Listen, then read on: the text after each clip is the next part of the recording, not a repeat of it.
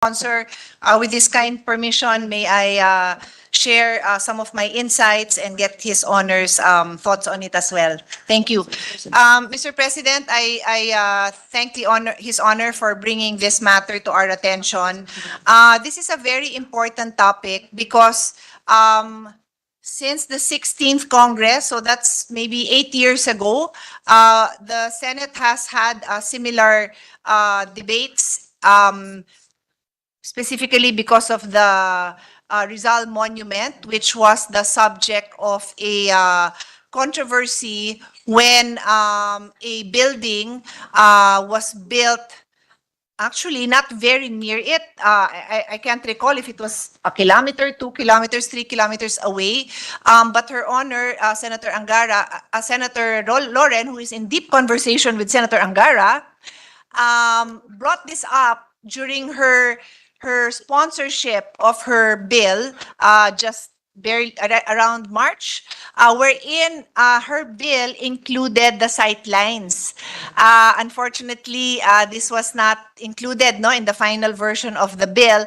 But I mentioned this because time and again, these issues come up. In this particular case, am I correct, Senator JV, that one issue here is because this is a marker that was created less than 50 years ago, it does not automatically fall under the jurisdiction of NHCP. Is that correct? Well, probably. Or NCCA yes, you're pala, correct. NCCA and Yes, you're NHCP. correct. Okay. So I asked that question because then what we need to ask ourselves is what is the authority of the local government versus the national agencies in determining the lifetime of these monuments, di ba? I think it's a valid question for us to ask because obviously the LGUs or whoever initiated it, it could actually be private property, hindi ho ba, Mr. Sponsor? It could be private property, no? So I'm generalizing my question that whether it is a LGU that initiated it, a private citizen, maraming mga private organizations, di ba, who would initiate similar things. How do you protect them within the first 50 years, right? I think that's a valid question for us to ask. And then, let's assume the obvious, well, maybe not obvious, but let's assume good faith, the clear intention to honor the memory of a respected person, if not nationally, locally, di ba? Pwede rin naman local hero yon. Ano nga ba yung guidelines nun? Di ba? Baka talagang there is not enough clarity. And we do know, as a developing country, there really will be a lot of construction. There will really be a lot of redesigning. So we will keep having these kind of discussions. So my point simply is, Your Honors, is that I commend the gentleman for bringing this to our attention because this is just an example of many similar incidents that will yet to come. Is that not correct, Your Honor? Yes, that is correct. And unfortunately, sometimes the historical artifacts and significant pieces of history sometimes has to give way to progress or whatever, for whatever purpose. But I would say, Your Honor, Mr. President, that these are priceless, I would say. Yes. I would consider them as priceless because these are sources of pride and our strength as a nation. So, as mentioned by the Deputy Minority Leader, we have to revisit the laws that will really protect or that are not protecting these artifacts. From what I gathered, Your Honor, Mr. President, is that the mayor of San Juan claims that it has the NHCP's blessing to relocate all of these monuments inside the Pinaglabanan Shrine. It has who gave the blessing? May blessing daw po ng NHCP, no, to relocate all of these monuments inside the shrine. And that I would want to find that also from NHCP. Pero accurate. forgive me for using the word, pero parang napakatanga naman nila kung papayagan nila ito. These are landmarks. And if I would like to show you, yung mga pinalit po doon, siguro kung makita sa slide, yung pinalit po kay Rizal, it's a sculpture na hindi ko alam kung ahas o uod. Pinagpalit po doon sa asing national hero. Ayan po, Yan po, yan ang ipinalit. Tinanggal po si Jose Rizal. Pinalit po itong hindi ko maintindihan kung ano Sorry, po ito. Your Honor, I saw that when you were showing it earlier, and I'm glad you brought it again because I missed the the explanation that ipinalit yon. So hindi pala siya kailangan mag-give way sa choice lang nilang palitan. So iba pa ho yung reason na yon that we need to really look into kasi talagang pinalitan lang. And Your Honor, the location of these monuments are not in any way Obstructive. obstructing traffic or for future expansion. Oo. Talagang nakatago po siya. Yan po yung yan po yung exact location. And Your Honor, Mr. President, if you would go to, halimbawa, dadaan po kayo ng Cavite, no? Pag nadaanan nyo po yung shrine po ni Aguinaldo, you feel proud eh. Parang wow, dito nangyari yung Of course. pagtatag ng revolusyon, no? Doon unang yung ating watawat ay doon unang iwinasiwas. Pag dumaan naman kayong Kalamba, madaanan nyo yung bahay po ni Jose Rizal, parang nabubuhay yung inyong pag-nasyonalismo. So yun po sana, that was our intention in putting up this Andres Bonifacio, Emilio Jacinto, and even the Museo ng Katipunan along pinaglabanan because, Your Honor, this is how significant the Battle of San Juan del Monte was in our quest for freedom. No?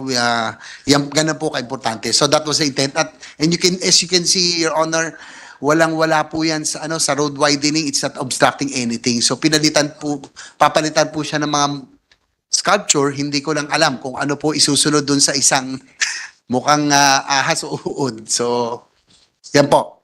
That's the sad part. So there are actually two landmarks or two sculptures that are subject of this privileged feature Actually, ordinance. 3. May isa pa. May isa pa. Okay. Can we flash it all? Rizal, Jacinto, and Bonifacio. Okay. Because these are well, of course, Andres Bonifacio is the father of the revolution. Si Emilio Jacinto yung utak, tapos si Jose Rizal was their inspiration. Kaya po, sila po yung nilagay namin in strategic areas along Pinaglabanan and in San Juan. Okay, thank you so much, Your Honor, for taking the time to show it to this representation again. I'd just like to read into the record para we can